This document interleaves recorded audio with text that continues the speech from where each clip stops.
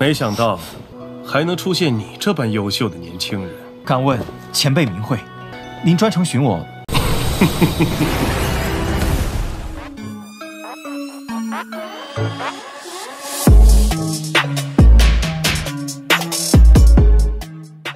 ？Halo para tetua, para pecinta Battle Through the Heavens dimanapun kalian berada. Gimana nih kabar para tetua yang selalu stay dan udah selalu meramaikan kolom komentar? Udah siap kancut dengan perjalanan dari Mang Oyan? Kuilang gak usah pakai lama-lama lagi, kita kancutkan perjalanannya dan selamat berimajinasi.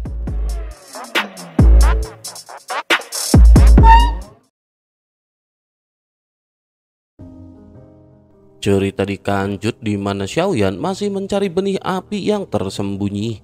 Xiaoyan menemukan dua aura kuat yang meski sulit dihabisi.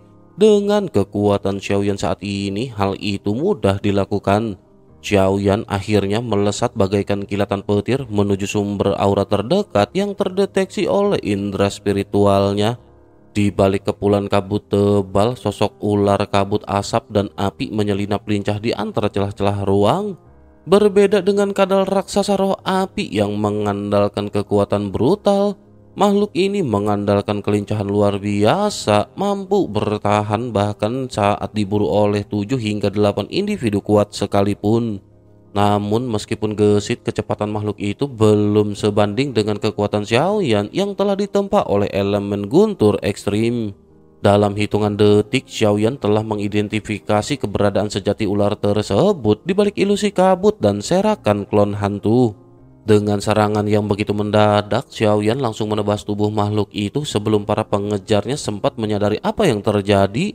Sekejap kemudian, aliran api pemusnahan kembali bergabung ke dalam tubuh Xiaoyan.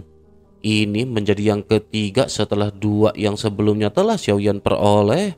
Ketiganya kini tertekan dalam tubuh oleh 7 sumber kekuatan yang mengunci, seolah menanti untuk disatukan menjadi kekuatan yang lebih besar. Teriakan dan cercaan dari para pemburu lain juga terdengar samar dari belakang. Namun Xiaoyan telah lebih dulu menghilang memburu target selanjutnya tanpa membuang banyak waktu. Saat mendekati lokasi aura ketiga, tatapan Xiaoyan pada saat ini mengeras. Ada keganjilan yang baru Xiaoyan sadari pada saat ini. Ketiga api pemusnahan yang telah Xiaoyan kumpulkan sejauh ini tampak enggan menyatu satu sama lain. Masing-masing memiliki karakteristik yang berbeda, seakan berasal dari akar sumber yang tidak sama. Kecurigaan menyelinap di benak Xiaoyan, namun Xiaoyan menunda analisis lebih jauh dan tetap fokus pada perburuan. Target berikutnya adalah Burning Starhound yang merupakan salah satu roh api tercepat di antara semuanya. Tubuhnya memancarkan kilatan cahaya bintang yang mengancam dan aura pemusnahan yang ia semburkan mampu menghancurkan siapapun yang lengah.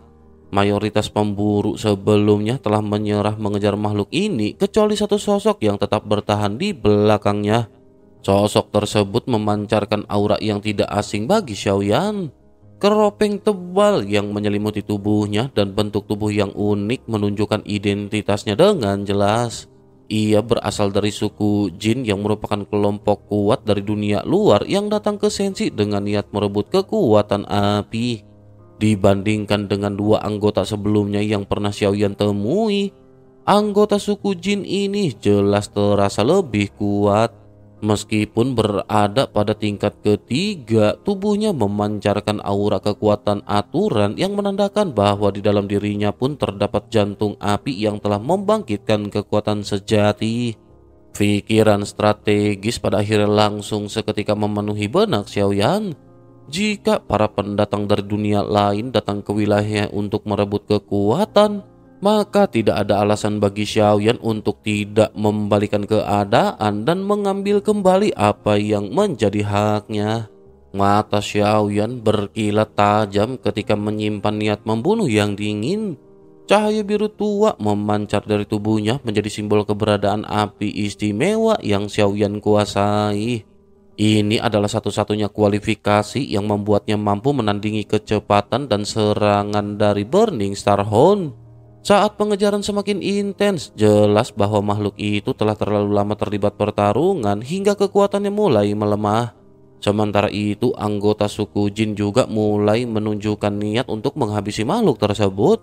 Api biru tua melonjak dari tubuhnya, membentuk telapak tangan raksasa yang mengarah untuk melahap ke arah sosok tersebut. Menyadari bahaya yang mendekat dari dua arah, makhluk itu segera bersiap untuk melarikan diri. Ia memilih jalur yang sepertinya paling aman, tetapi justru mendapati dirinya berhadapan dengan tinju api Xiaoyan yang menghantam seperti meteor jatuh dari langit. Benturan keras bergema di udara, menghentikan semua gerakan dalam sekejap.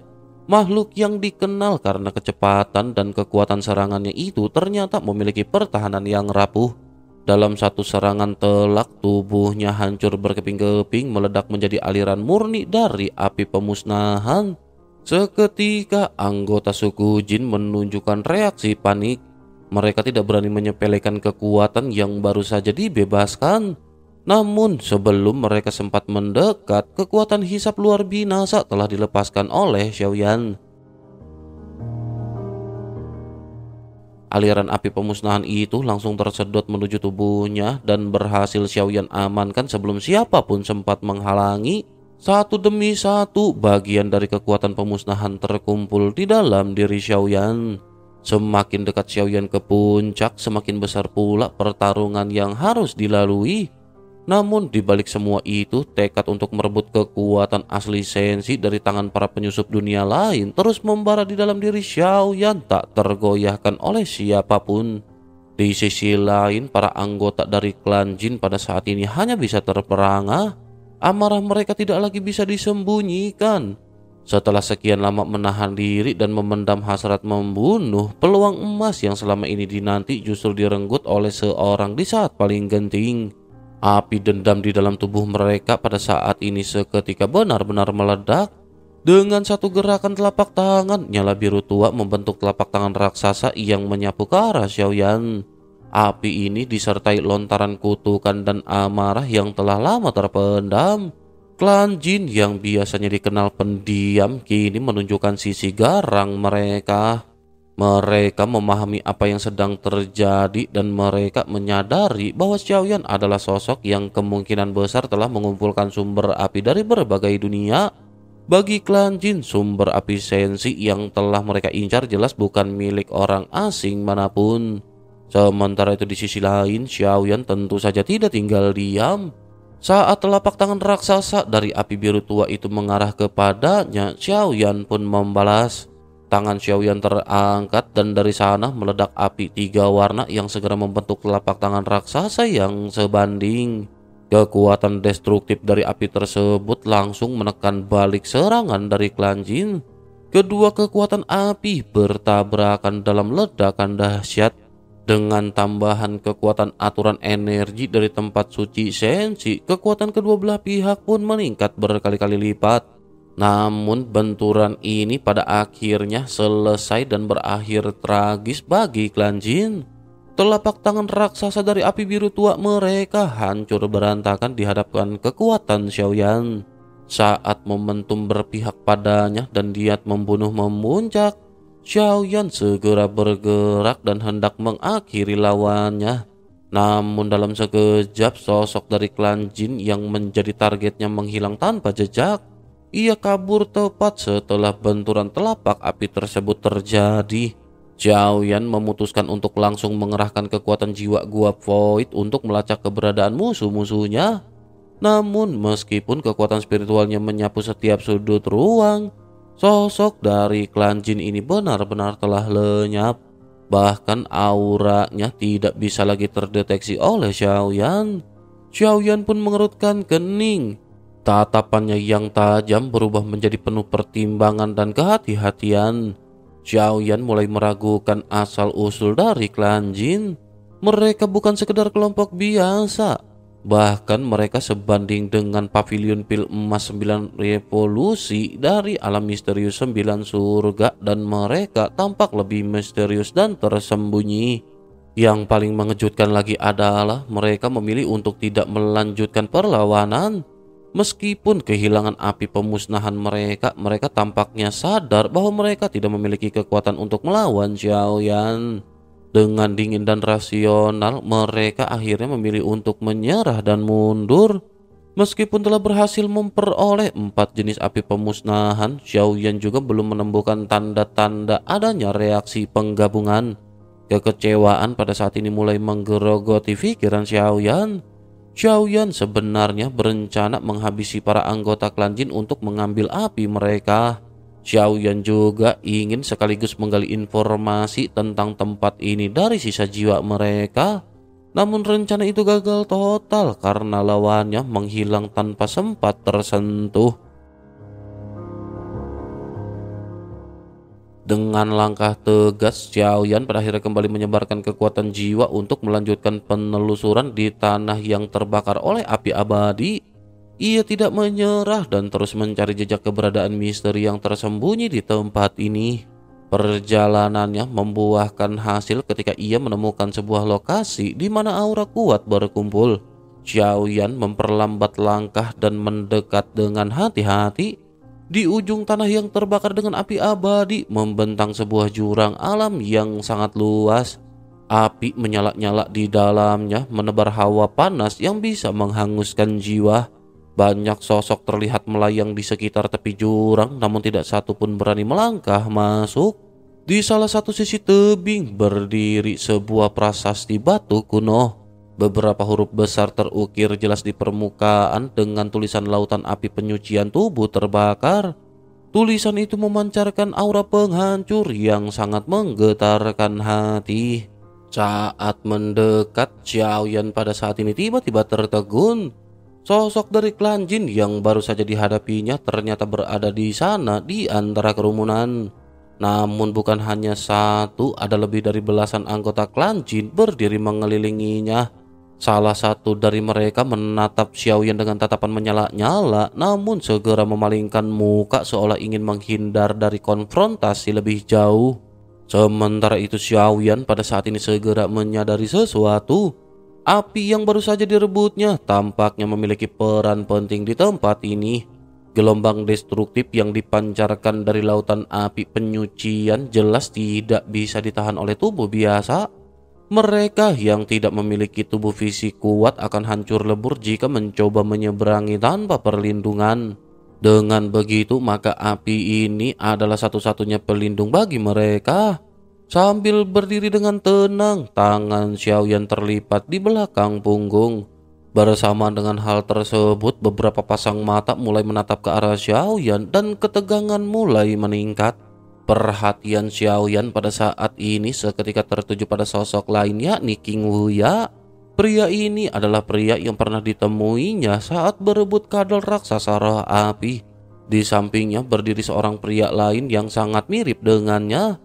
Wajahnya tenang, namun tatapannya tajam seperti belati. Ia berdiri dengan postur tegap, tangan di belakang menatap lurus ke arah Xiaoyan. Tak lama kemudian, sebuah kekuatan jiwa tiba-tiba menyelimuti Xiaoyan.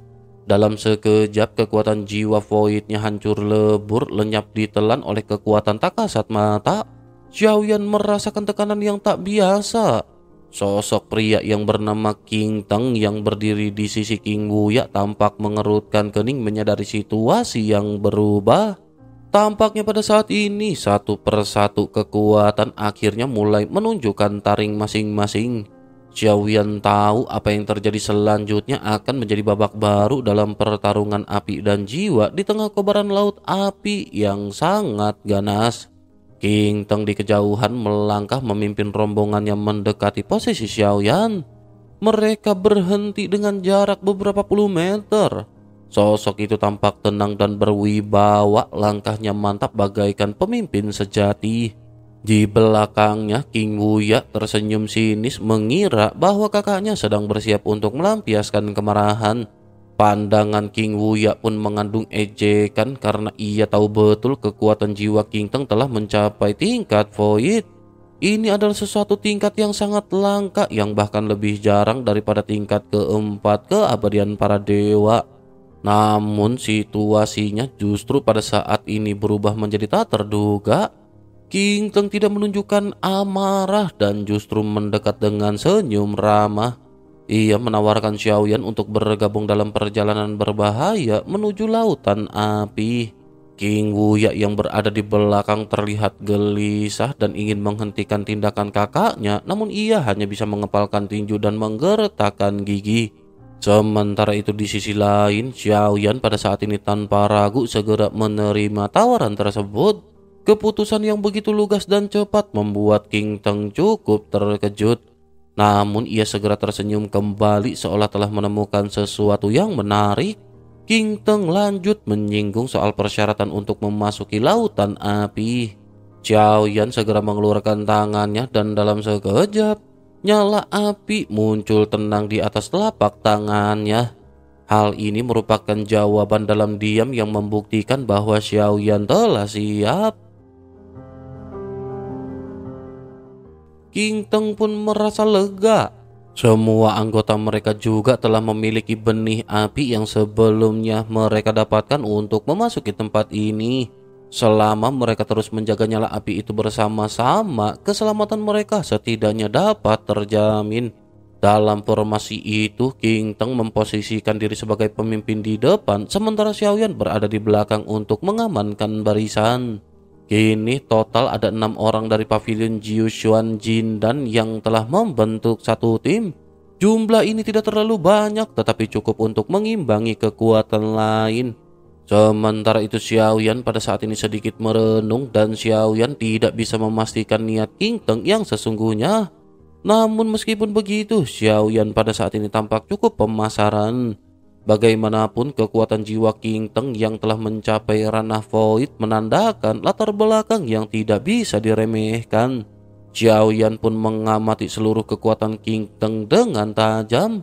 Meskipun orang-orang di sekitarnya tampak tidak terlalu mengancam, namun King Teng patut diwaspadai.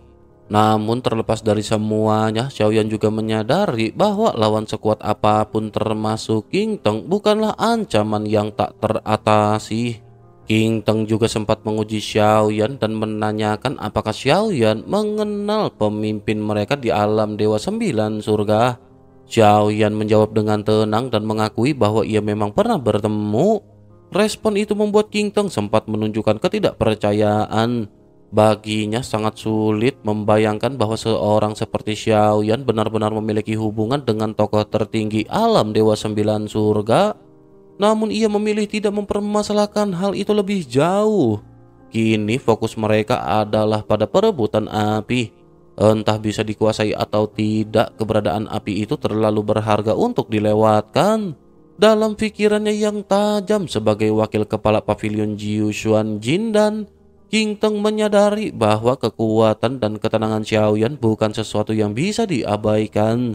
Aura jiwa void yang terpancar dari Xiaoyan juga menunjukkan bahwa Xiaoyan bukanlah orang biasa. Sebelum sempat tim mereka bergerak dari kejauhan, tampak beberapa tokoh dari klan Jin yang telah lebih dahulu melompat dan menyerbu masuk ke dalam lautan api. Mereka melaju tanpa rasa takut seolah kematian pun tidak mampu menghalangi mereka. King Teng juga tidak ingin tertinggal. Setelah bertukar pandangan singkat dengan Xiaoyan, ia mengisyaratkan agar mereka segera menyusul. Keenam tokoh itu pada akhirnya bergerak melangkah masuk ke dalam pusaran panas yang membara. Begitu mereka melintasi batas, gelombang panas yang membakar langsung menyergap tubuh. Para anggota pavilion segera mengeluarkan pil hati es, menyelipkannya ke dalam mulut dan mulai memancarkan energi dingin untuk menahan terjangan suhu ekstrim. King Teng yang berada di depan juga melemparkan satu pil serupa ke arah Xiaoyan. Tanpa ragu, Xiaoyan pun meminumnya dan seketika aliran dingin menenangkan tubuh Xiaoyan. Perjalanan pun dimulai menuju kedalaman neraka api yang menyimpan misteri kekuatan, bahaya, dan mungkin pengkhianatan. Sementara itu, Xiaoyan yang mengambil posisi di barisan paling belakang pada saat ini masih terus merenung. Posisi ini secara teori merupakan tempat paling aman, namun bagi mereka yang cukup peka, posisi ini justru menjadi yang paling berbahaya. Semua orang berada di depannya, punggung mereka terbuka lebar tanpa penjagaan. Jika ada yang berniat menyerang dari belakang secara diam-diam, peluang keberhasilannya sangat tinggi. Pemilihan posisi ini untuk seorang sekuat King Teng tentu bukan karena kelengahan. Ada alasan yang lebih dalam. Mungkin justru posisi ini bukanlah yang paling berbahaya dan mungkin bahaya sejati masih tersembunyi di tempat lain. Di tengah perjalanan, tiba-tiba suhu di sekitar pada saat ini meningkat drastis. Api yang semula mengelilingi mereka mulai mengental membentuk wujud nyata. Sebuah pedang api raksasa terbentuk di udara, lalu dengan kecepatan luar binasa menebas ke arah keenam orang dalam kelompok tersebut. Tanpa menunggu aba-aba, mereka semua berpencar dalam upaya menyelamatkan diri. Namun Xiaoyan bergerak sedikit lebih lambat dibanding dengan yang lain. Di bawah telapak kakinya, guntur pada akhirnya segera menyambar dengan keras. Dengan kemampuan dan pengalaman tempurnya, Xiaoyan tentu mampu menghindar dari serangan tersebut. Pedang api yang mengarah padanya pada akhirnya tidak mengenainya secara langsung, melainkan meledak di udara menciptakan hantaman hebat yang menyapu area sekitar. Sementara yang lain hanya terkena sapuan ledakan lemah, tubuh Xiaoyan justru diselimuti oleh semburan api pemusnahan yang ganas. Namun alih-alih menangkis atau menghindar, Xiaoyan justru membiarkan api tersebut menghantam tubuhnya secara langsung. Daging dan kulit Xiaoyan langsung meledak, menyemburkan kabut darah keemasan ke segala arah. King Teng yang melihat kejadian itu hanya bisa menyipitkan mata, mengira Xiaoyan telah membuat keputusan bodoh. Namun dugaannya segera terbantahkan saat Xiaoyan merobek pakaian yang robek dari bagian atas tubuhnya. Luka-luka parah di tubuhnya menyatu dan sembuh dengan kecepatan luar binasa, seolah waktu tidak memiliki pengaruh terhadap pemulihan tubuhnya. Tubuh fisik yang dimiliki Xiaoyan ini benar-benar sungguh luar binasa. Jika orang lain yang terkena sapuan api pemusnahan itu, hasilnya pasti kehancuran total. Namun bagi Xiaoyan itu hanyalah luka sementara. Xiaoyan melangkah maju, kembali bergabung dengan kelompok seolah tak terjadi apa-apa. King Teng mengingatkan bahwa serangan api di tempat ini memiliki kemampuan untuk mengaktifkan sub api pemusnahan guna melemahkan kekuatan mereka. Xiaoyan pada saat ini hanya mengangguk karena Xiaoyan sudah merasakannya sendiri dan Xiaoyan tidak butuh penjelasan lebih lanjut. Kelompok itu pada akhirnya segera mempercepat langkah mereka. King Teng memerintahkan agar mereka menyelesaikan perjalanan ini dalam waktu sebatang dupa karena terlalu lama di tempat ini hanya akan mengundang malapetaka. Namun sebelum mereka sempat melangkah lebih jauh, 5 kadal raksasa dengan tubuh menyala seperti bara muncul di depan mereka. Tanpa memberi kesempatan berpikir, makhluk-makhluk itu menyerbu ke arah kelompok dengan kecepatan tinggi. King Teng bersiap menghadapi mereka, memperingatkan bahwa makhluk itu akan meledak saat dikalahkan. Selain itu, hanya api pemusnahanlah yang bisa menetralkan ledakan mereka. Xiaoyan mengangguk dan langsung melompat menuju ke depan. Tubuhnya berubah drastis, membesar hingga mencapai tinggi 10.000 kaki, lalu melayangkan pukulan telak ke arah salah satu kadal raksasa. Pukulan itu menggetarkan langit dan bumi, menghantam tubuh makhluk tersebut hingga hancur berkeping-keping. Namun seperti yang telah diperingatkan, tubuh kadal itu langsung meledak menciptakan gelombang api yang menyebar liar. Kali ini pun Xiaoyan tidak menggunakan api pemusnahan. Xiaoyan memilih menahan ledakan itu dengan tubuhnya sendiri. Bukan karena keangkuhan terhadap kekuatan fisik, tetapi karena Xiaoyan tengah mencoba memahami hukum pemusnahan yang tersembunyi di balik setiap ledakan. Untuk mendapatkan kendali atas api pemusnahan, pemahaman mendalam terhadap hukum yang mengendalikannya adalah langkah paling mendasar. Benar saja, di tengah ledakan, Xiaoyan melihat seberkas api melayang. Tanpa ragu sedikit pun, Xiaoyan langsung menelannya, membiarkan kekuatan dahsyat itu masuk ke dalam tubuhnya. King Teng yang melihat hal tersebut pada saat ini hanya bisa terdiam. Ia sendiri berhasil menghabisi satu kadal raksasa, namun tidak berani menelan apinya begitu saja. Sebaliknya, ia mengeluarkan labu merah dan menyimpan api itu dengan hati-hati. Tidak seperti Xiaoyan, King Teng dan yang lainnya tidak memiliki 7 kekuatan asal dalam tubuh mereka. Menelan api pemusnahan secara langsung tentu saja akan berakibat fatal. Namun bagi Xiaoyan, api pemusnahan kelima itu kini benar-benar telah menjadi miliknya. Selanjutnya, Xiaoyan melesat dengan kecepatan luar binasa menuju salah satu kadal raksasa roh api yang tersisa. Tinju yang dilayangkannya menghantam dengan kekuatan penuh, membuat makhluk raksasa itu musnah seketika.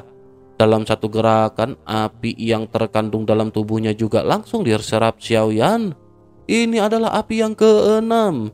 Pergerakan Xiaoyan yang terlalu cepat membuat King Teng tidak mampu melacak gerakannya. Dalam sekejap, Xiaoyan kembali bergerak menghancurkan kadal ketiga dan merampas api ketujuh. Pada saat itu, King Teng masih terjerat dan belum bisa membebaskan diri dari gangguan sebelumnya. Melihat celah tersebut, Xiaoyan tentu saja tidak menyia-nyiakan kesempatan. Dengan langkah cepat dan tegas, Xiaoyan menghancurkan seekor kadal lainnya sebelum King Teng sempat bereaksi. Api ke-8 langsung berpindah ke dalam tubuh Xiaoyan. 5 kadal raksasa roh api berikutnya muncul, namun nasib mereka tidak jauh berbeda. Semuanya musnah dalam hitungan detik. Meski ledakan kematian para kadal itu memiliki daya rusak tinggi, tubuh Xiaoyan telah diperkuat dan tidak memperlihatkan sedikit pun rasa gentar.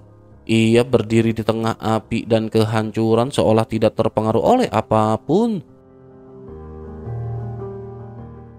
Kekuatan yang dipertontonkan Xiaoyan membuat King Teng tidak menunjukkan kemarahan. Bahkan seulas senyum samar menghiasi sudut bibirnya, namun pikirannya tetap tertutup rapat. Tidak seorang pun dapat menebak apa yang pada saat ini sedang ia pikirkan. Setelah ancaman berhasil dilenyapkan, Xiaoyan dan King Teng kembali bergabung dengan kelompok. King Wuya yang melihat kedatangan mereka sempat memperlihatkan ekspresi tidak puas. Namun King Teng justru bersikap tenang dan segera mengambil alih kendali.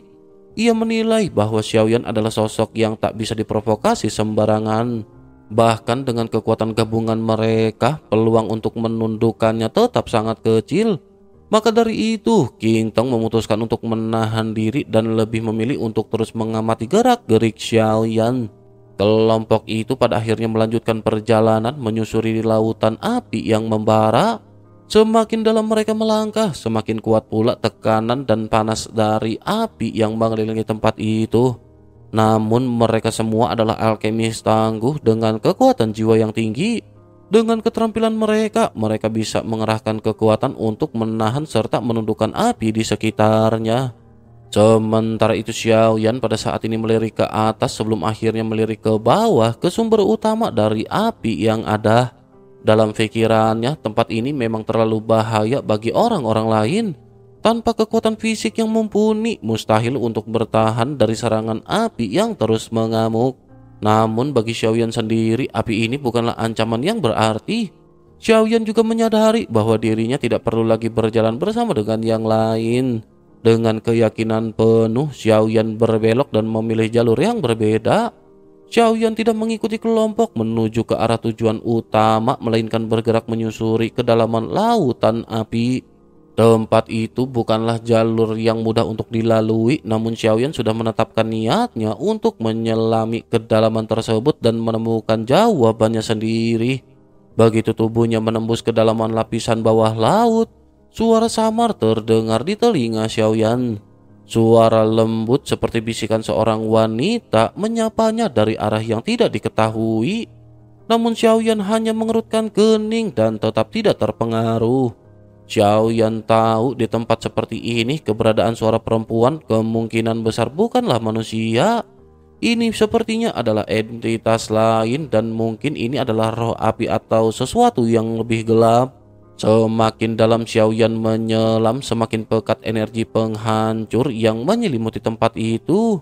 Api yang mengelilinginya bukan sembarang api, melainkan kekuatan pemusnahan sejati.